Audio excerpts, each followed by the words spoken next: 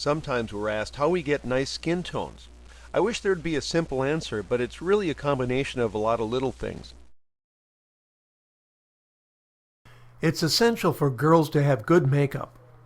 My wife is skilled at that, but obviously, if you don't want to do it, you aren't good at it, or you're not married to someone who is, you'll need to find a makeup artist. Trust me, high school seniors generally don't do proper and complete makeup for photography. If your lighting is bad, that is, if it's coming from the wrong direction, or the contrast isn't appropriate, or if you have cross colors, you won't get good skin tones.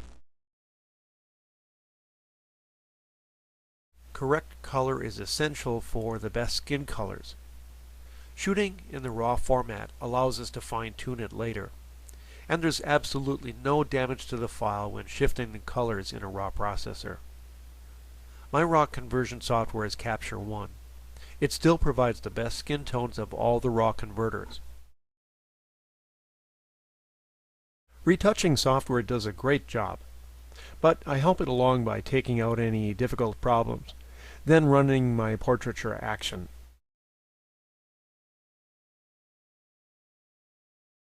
Here's an example of the process. Starting with cool window light, we obviously have an off-color skin tone. Correcting that color in raw processing, we get a much better skin color. Using a white balance card gets us in the ballpark, but sometimes I'll add a touch more warmth.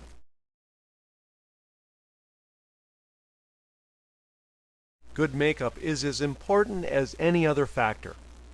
If this step is missing, you won't get the best results no matter what you do. And finally, with a little Photoshop retouching, we're all finished. Once again, the before and after show the reasons we go through all that effort.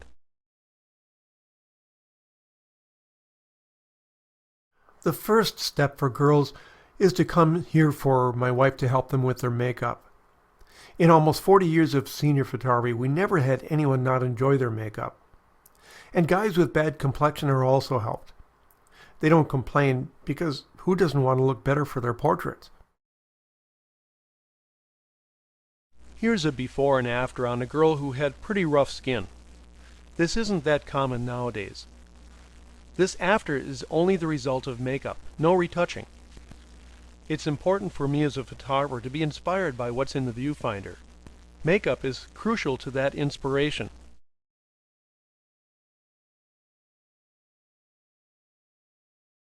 Shine and lack of color were the problems here.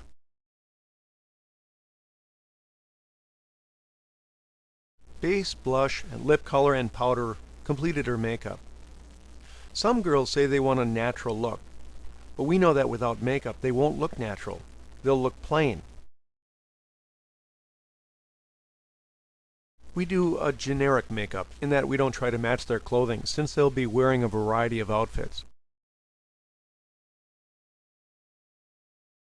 Shirley just does what she thinks looks best for her face. By the way, I can't get into all the techniques for doing good makeup. There are books available for that sort of thing.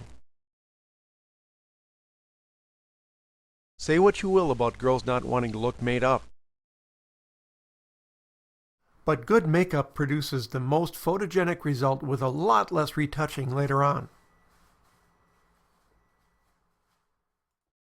If for some reason the senior didn't apply makeup, you can do it in Photoshop, but it takes a while and it's never as good as the real thing. Plus, it has to be done to each image. While we're on the topic of retouching, I'll briefly explain what I do. First, I get rid of the large blemishes using the patch tool in Photoshop. It may not be the fastest way, but I find I have the most control with it. Then I noticed that her eye bags were just a little dark. I clone in the lighten mode at about 30%, right beneath the eye bags. Don't overdo this or they'll look puffy and unnatural. When people smile, they actually need some darkness under the eyes. Some photographers prefer to do this on another layer to be able to change the opacity for just the right balance between retouching and realism. While I can do a better job of retouching than a program can, it takes a long time. So to finish off the complexion, I prefer to use Imaginomics portraiture. As long as it's used subtly, it's very effective, yet not overly plastic looking. It can also be run as an action to batch retouch images. Then, again because she wasn't wearing makeup, I applied blush, lip color, and eyeshadow by using the burn tool. I added a touch of color sampled from her lips to those areas with the brush tool in the color mode. The before and after shows the difference we made, but it sure is easier if makeup is done, and done properly.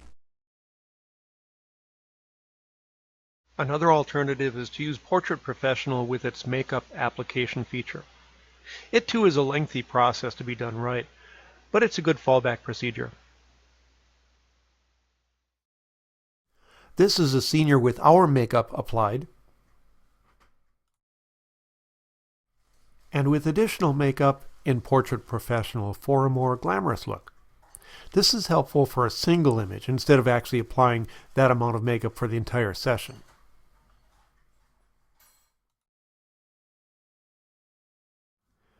I prefer not to use the sculpting features in Portrait Professional, since I'd rather do that in Photoshop if it's needed.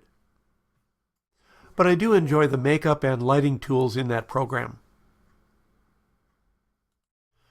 You know, when software alone can add makeup and lighting without much or any human customizing, it won't be long before this is on cell phone cameras too.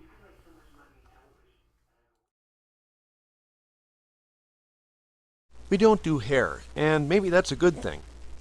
Seriously though, if we did a senior's hair and she didn't like it, she wouldn't like any of her photographs. I don't have much control over their hairstyle, but when they have hair that's long enough to flip, we do it. It adds so much volume and impact to the image. I've been doing that since the 1980s, and as long as you don't overdo it, it'll always be in style.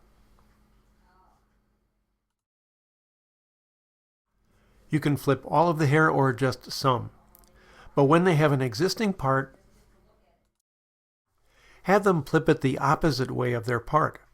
That usually creates the most volume.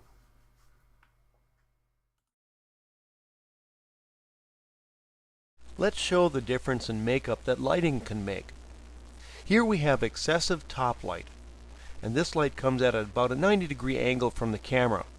That extreme angular light doesn't illuminate the face to the camera very properly. But blocking that top light and reflecting light back in a direction closer to the camera shows the face and the makeup much better. These images are not retouched, and as such it shows why good lighting is important to help our subjects and their makeup look its best.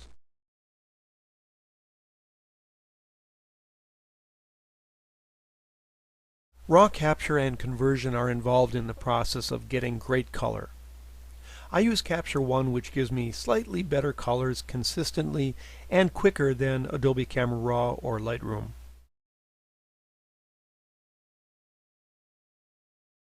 Just as a very quick demo, here's an image done in shade. It's extremely blue because she's lit by blue sky. I clicked on the gray card that she's holding,